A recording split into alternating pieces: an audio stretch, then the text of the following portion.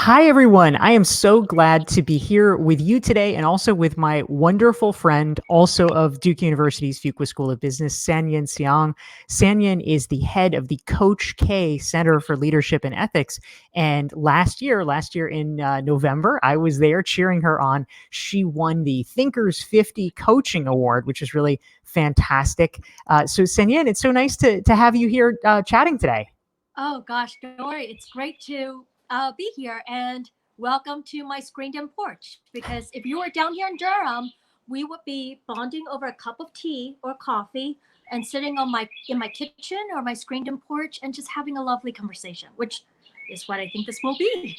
That is totally amazing. And in fact, I even hear birds, and I'm assuming that those are legitimate birds and not like your telephone. Is that true? Those are birds. It is a slightly rainy day, but look how verdantly green it is outside. You see that? Wow. Wow. That's amazing. Well, I'm coming to you from the heart of downtown Manhattan. So we are gonna have fun today. And I will invite anyone here who's joining us live. We'd love to hear where you're from. So type into the chat box, say hi, say where you're from. We'll give you a shout out. It's really cool to have you. And of course, we're gonna be on for about a half an hour. So we have a little time for questions. So please feel free, guys, to type throughout the course of this your questions into the chat box for Sanyan, and we will get her thoughts and ideas about that. But Sanyan, I first wanted to ask, because people might not necessarily be familiar. What is the Coach K Center for Leadership and Ethics? What is the deal there?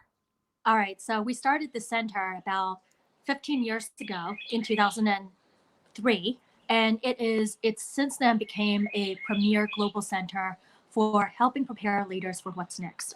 We do three main things. One is as an educational institution, we have a responsibility to develop the next generation of leaders for what the world needs.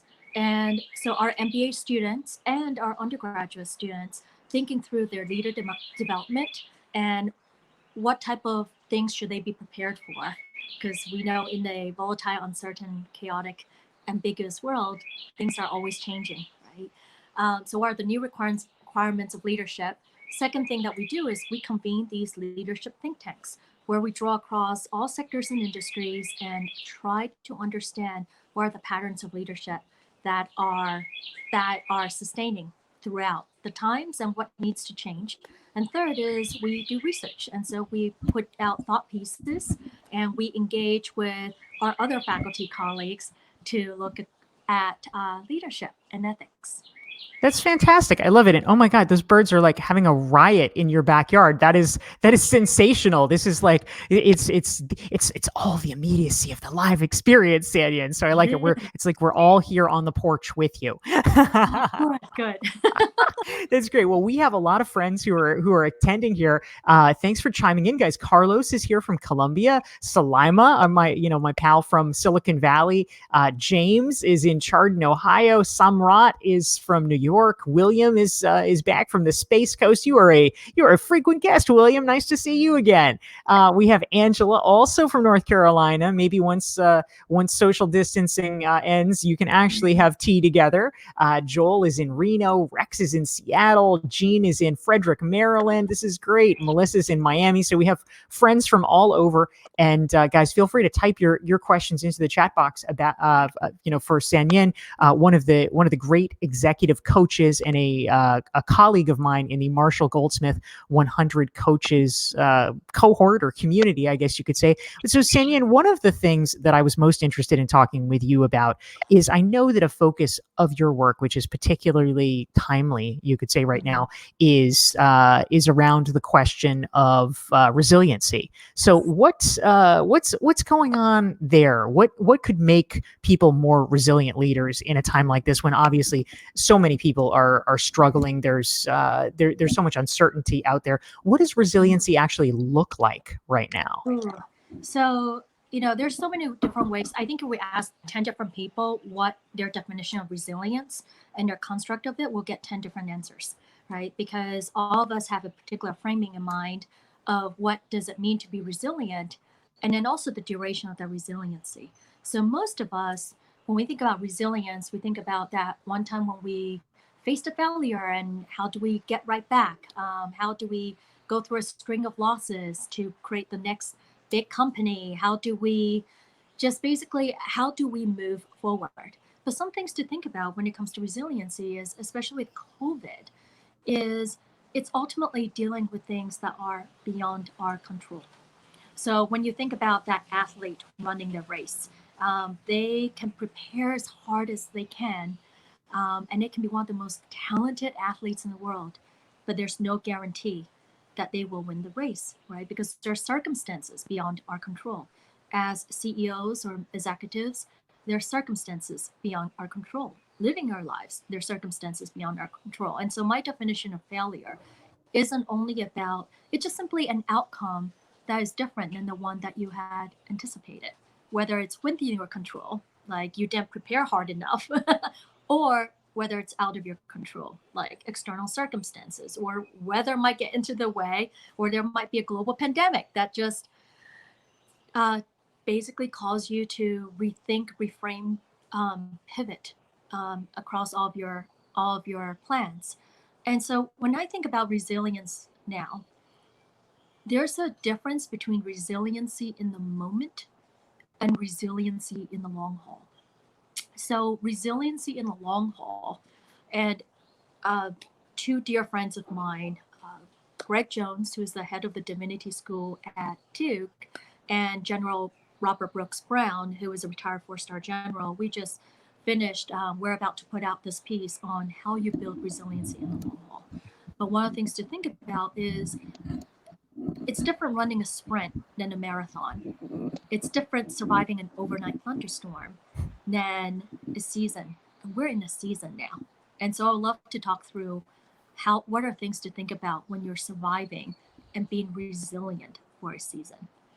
Oh, that's such an interesting point. I want to dig into that, Sanyin, a little bit more as well, because I noticed, and in fact, I've had a number of colleagues talk about this as well. I mean, during the first couple of weeks of this, I was all in on the productivity thing. I was like, well, this is an amazing opportunity. I'm going to write everything. I'm going to do everything. I'm going to, just like, great. For 2 weeks, I will be the most productive human in the world. And then in week 3, I'm just like going to go out and have dinner with my friends every night.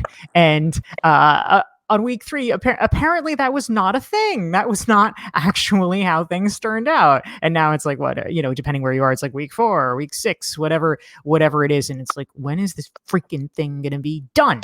And so how do you actually prepare for a kind of marathon situation in terms of resilience, in terms of productivity? Because I now have personally come to the point where I realize, okay, I can't be pushing myself and like writing 11 hours a day every day. I also don't want to fall into the extreme of becoming indolent and just eating pints of ice cream either. So how do you think about this? All right. So as a mom, I'm like, my kids' brains, I'm fear are going to mush because, like you, the first 2 weeks, I think about, well, we'll get the homeschooling plan in like start it out. We'll take action of those, and then I'm going to punch out pieces. And right now, it's just fatigue, and my kids are just watching TV. TV is a wonderful teacher, but one thing is perspective. Right? We're all geared to be productive, productive, productive. Action is actually impact because that's what we all strive for. But in this situation, inaction and rest are actually critical to our impact. I mean, when you think about it, by staying home rather than what we used to do before, which is hop on a plane to give a talk or, travel to a conference or going outside and doing, this is about not doing. And that rest is so critical, right? So giving ourselves a break and reframing it as, you know what, we have now, instead of saying, gosh, oh, we all have this question of when is this going to end? But instead of saying, being angry and frustrated at that, at it not ending, step back and saying, this is an opportunity for us to re-energize and rest. So eating pints of ice cream every day for a week is actually not a bad idea because when have we had that opportunity to do That's that? the pull quote, people. Sanyin says it's okay. I bet you didn't know also that in addition to being a top executive coach, she's also a nutritionist. So it's all good. Bring the ice cream. Bring it. Bring the ice cream. Bring the ice cream. But indulge in these hobbies as well. So I started painting again, I'm gardening, and these are ways of us stepping outside. This is an opportunity for us to step outside of ourselves so that we can reflect. And so that's the second thing. So one is rest. The second is reflection. Oh, when's the last time we've had the opportunity to for someone to say, stop, stop. Things are a little bit of a standstill. And yet, how comfortable are we with standing still and listening to ourselves Or to and the this, birds. or to the birds, In right? the chat, you've gotten so many plaudits on the birds. They're like, yeah, love the birds, love the Oh, birds. This great! is very I should soothing. do this on our porch. Next time when we FaceTime each other, Dory, just having one of our conversations, because Dory and I do have these conversations. Um, we'll do it on our front porch, on my front porch. So this idea of reflection, I, yeah, we're filling up our time with hours of Zoom, right? We're not giving ourselves a break when we've been, this is like the opportunity to give ourselves a break and reflect on who do you want to be? Because if we understand how we want to contribute to the world, then it has to start with what do we value, right? What contributions do we value that can help us think through how we want to add value? Who are we? I mean, this should ultimately change us. If this experience doesn't change us, we would have failed. I think, and so because it will change us, we have a choice of how it will change us. Are we going to be kinder? Are we going to be more generous? And that requires reflection to get at that answer of who do we want to be when all this is over? What's our story? And what will be our story going forward? So reflection, I think, is such a key part. That's really powerful. Thank you, Sanyin. And I just want to remind you guys, if you are tuned in here and you are enjoying the conversation, hit like, hit share on LinkedIn so that other people, so that your colleagues can enjoy this conversation as well. And if you are not currently following me or not currently following Sanyin on LinkedIn, one of the best ways to keep in touch and to make sure that you are apprised of other conversations like this in the future is to go ahead and do that. You can open a new window now and go to my profile, Dorie Clark, go to Sanyin's profile and hit follow so that you can keep up with what we're doing. So we also have a lot of great new folks who have joined us. I want to give a shout out to Akanksha, hello, from Toronto. We have Anna from the Bay Area. Meg is from Uptown New York. Hey there, from a few miles away. We have Osoya watching from Kenya who says, this is good. I love it. Amos is here from Boston. Leandro from Charleston. Christian says, Denmark is online. That's right. In the house, Christian. We're glad to have you. And we have N. Gensi from Lombardy, Italy, which I know has obviously had a lot of challenges in the last month or two as well. So welcome to you and our other colleagues here. Sanyin, I want to ask another question. We had a conversation, you and I, a week or two ago, talking about this, and I was especially interested in this question.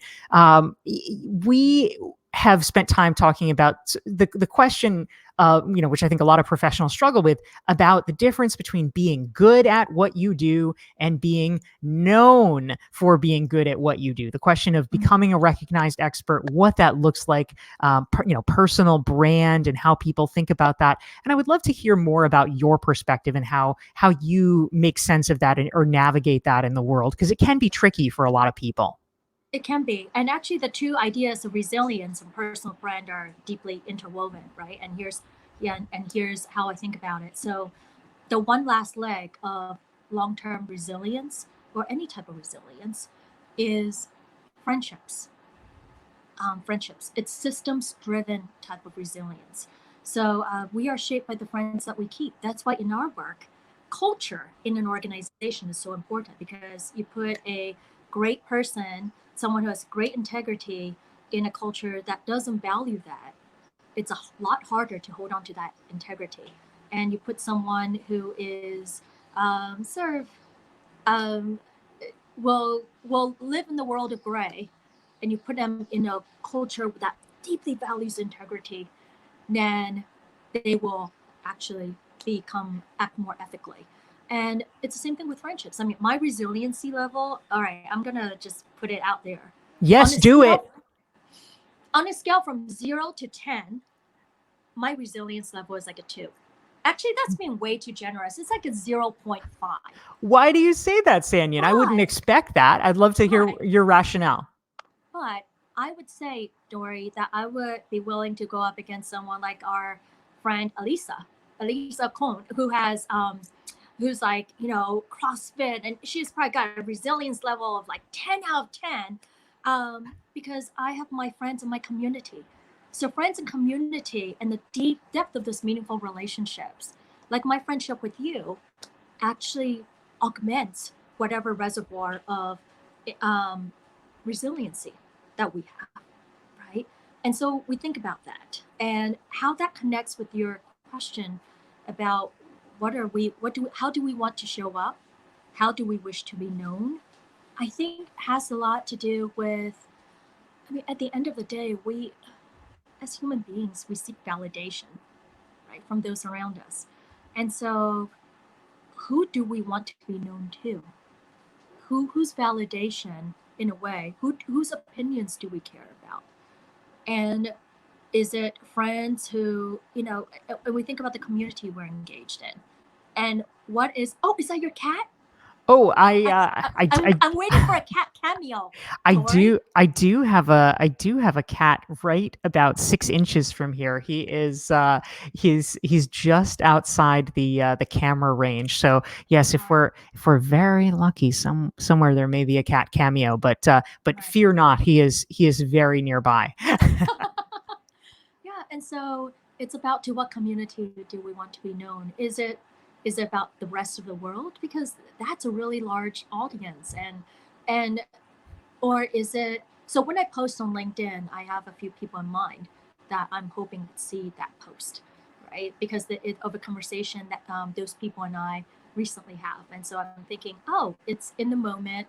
I think this might be helpful, and if it's helpful to them, it's going to be hopefully helpful to a larger number of people, right? So I'm not thinking about being known for something to a wide swath of people, but to people who, I think we attract people, like attracts like. And so if we value generosity, we're going to attract a community of people who are generously minded, and it plays off of each other. So, the resiliency piece also has to do with the friendship, the role that friendships play in resiliency. I think also has a lot to do with how do we want to contribute and add value to the world. And by that, how, if we have clarity around that, then it's a lot easier, and are able to express it, it's a lot easier to be known for it. So that's just my 2 cents on it. I think that makes a lot of sense, and I really like your point, Daniel, that resiliency has many forms, and we can be strong in certain areas and maybe less strong in others. But it gives us an action plan. So in the cage match, Sanyin says, "Okay, our mutual friend Alyssa Cohn is going to win the cage match because she is much better at kettlebells. Alyssa's much better at kettlebells than I am as well." But Sanyin says, friends are a form of resiliency too, and your social network, your professional network. So I think that is right on, and a really, really good point. So we had a great question come in from Mindy, and I want to just invite you guys, please feel free to ask questions here in the chat box. We have Sanyin for about another 10 minutes or so please feel free to ask your questions. If you're enjoying the conversation, hit like, hit share, so other folks in LinkedIn can see it. And also, I'll just mention, I have a LinkedIn weekly newsletter if you guys are interested in having updates every single week, interviews with different thinkers. This is completely different content than my regular email newsletter. If you'd like to sign up for the LinkedIn newsletter, open a new window now. Go to DorieClark.com/LinkedIn, and you can hit the blue subscribe button, and you will get that every single week. But Sanyin, Mindy's question was, Dorie and Sanyin, do you think you will go back to your same pace? What do you honestly think? I think that's a really fascinating question. So post COVID Michigas, what do you think? Are you going to go back to the same pace, or are you going to make different choices? What's your take? That's a great question. Actually, it's one I've been reflecting on this past week, because I found myself last week going back to oh, I gotta take action, I gotta write more, I gotta, just doing type. And I caught myself, right? I caught myself doing that and realizing that's not how I'm gonna be replenishing my soul. So this week, because we're all works in progress, right? So this week I'm gonna do better. What if I started blocking off at chunks, like 2 hour time blocks in the middle of the day? And that's time in the middle of the day, not after work hours, but in the middle, to spend with my family, just to stop and think, or just sit on the porch and listen to the birds and drink a cup of coffee. And I think for a lot of us, especially who are introverts, being on Zoom calls all day long can be exhausting because we're on in a different type of way now, when because our faces are seen, our expressions, and so we're on and we're seeing other people.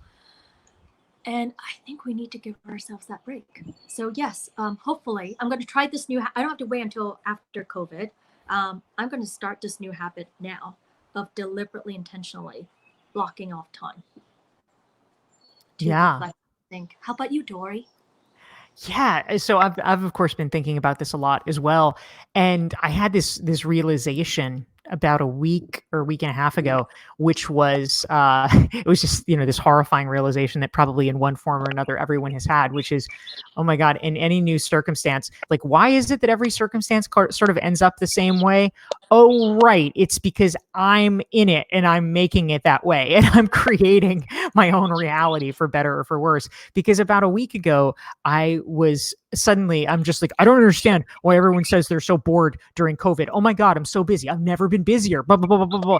And then I was like, oh, wait, I did that to myself. I'm the one who said yes. I'm the one who was like, oh, I need to seize this opportunity and blah, blah, blah. I need to accept this and accept that. And oh, yeah, I'll be on your podcast, like all these things. And I just realized, oh man, I created that. And so I had to sort of step back and realize, wait, I like being busy. I don't like being this frenzied. And so over the past few years, I have tried to take steps to actually have less travel. I mean, I do like travel for sure. Don't get me wrong. I like it. I like it a lot, but I don't think anybody likes to be in a position where they have to travel or where it's just this, constant wear and tear. I was literally going to be on the road 3 out of 4 weeks in April. So now of course not. But one of the things that I had been doing very consciously, not clearly because I thought there was going to be a pandemic, but simply because I was tired of so much time on the road, was working to build up my passive revenue and my sort of more passive income streams like online courses. And this was basically the topic of my last book, Entrepreneurial You. I literally wrote it so that I would have a forcing function to teach me how to create more passive income and diversify my revenue streams, not again because I thought something like this would happen, but simply because of just like wear and tear. And so this has actually been great because in this well, COVID is not great, but the little slice that's great is that in many ways, it was kind of a validation of the proof of concept of the importance of creating multiple revenue streams in one's business. So for folks who are interested in that, I'll just mention I have a free download. It's an 88 question entrepreneurial you self-assessment that helps you think through how to create your own multiple revenue streams. And you can get that at dorieclark.com/entrepreneur. And you look like you had a thought in the middle of that, Sanyin. So going back to what you said at the start, which is you realize like you were doing it to yourself, right? And it's a key. There's a John Wooden quote which says, "Don't let what you can't control um, interfere with what you can control, or what don't interfere. Don't let what you can't do interfere with what you can do." And I love that quote because it's ultimately about we have a choice. We have a choice over who we want to become, and then going backwards, that leads to it that we have a choice of what we want to spend, where we want to spend our time. And so this idea of, gosh, I'm busy all the time, I'm frenzied, which is the existence of most of us. And so I don't have time to reach out to friends or reach back out to family or, go play soccer with my kids.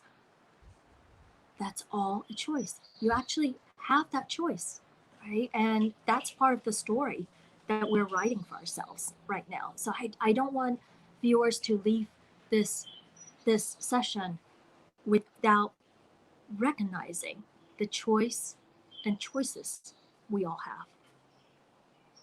Yes, I think that's so powerful, Sanya, and I appreciate it. And Eileen had we have probably time for one more question before we wrap up. This is kind of a technical one, but Eileen was curious, what percentage of clients are you maintaining online actively? And I'll just sort of broaden that out a little bit. How has your business changed, Sanyan, since the pandemic? Have you been able to pivot to virtual pretty effectively, or have certain things shut down, or how are you handling kind of the professional elements of this and keeping things going? So I think about the people I keep in touch with on a regular basis. My students. I mean, I love our students. That's why I'm at Duke University, right? And that's why my personal mission is enabling greatness in others, and that's about the next generation. So we're having regular Zoom calls, reaching out. It's hard not to see them and not to like give them that big hug, right? But I find there's ways that we're becoming even more connected via virtual. My coaching work has always been predominantly virtual, so there's been very little change there. We just keep up with a similar type of format. However, the conversation and topics, of course, in this new context have shifted, right? But at the end of the day, it's about the relationships you build with your team, the relationships you build as CEOs with your board members. And there's also one big insight idea that I'm working on right now, which is that of the business leader also as comforter in chief, right? And what does that mean? And I think that's something that's here to stay. The human factors, prioritization of the human factors in business leadership, that will be one of the big changes that comes out from all of this. Um, and and then the work and life, for the first time, our work and life are integrated in the same space. And so my kids, I mean, I'll see cameos of your cat. You might see cameos of my kids, right? And they'll just pop up everywhere. And that's okay. We're seeing insights into everyone's, like, you're being welcomed into the beautiful chaos and messiness of my life and home, and I'm seeing, like, your beloved cats in the background. I've seen more of people's pets and children in the last month, and I love it because we're seeing each other as human beings. And so that fundamentally, at the end, business is about human relationships and seeing each other more deeply as human beings and their full selves has actually um, made that business relationship even more meaningful. That's really powerful. That's a great note to end on, Sandy, and thank you for sharing that.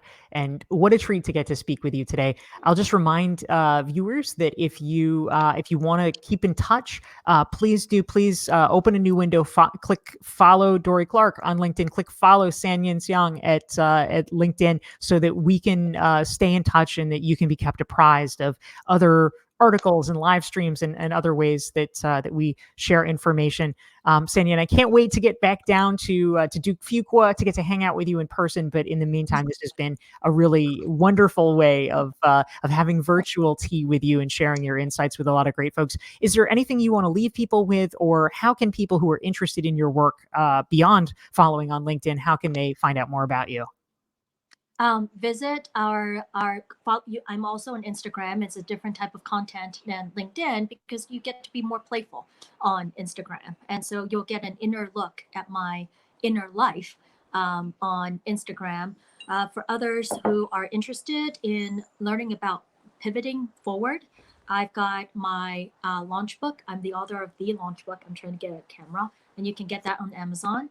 And then come to Duke University. Go to Google the Fuqua School of Business, Coach K Leadership and Ethics Center, and explore our website. We have great content there. I'm so proud of our university. I'm so proud of our business school, and so it's not just me. Come and explore a larger set of perspectives that will help people be even better leaders. That's awesome. Sanyin, my Duke Fuqua colleague, my Thinkers 50 colleague, it's so nice to get to see you. Thanks very much. And thanks to all of you for taking the time to watch and to join us this afternoon. Bye, guys.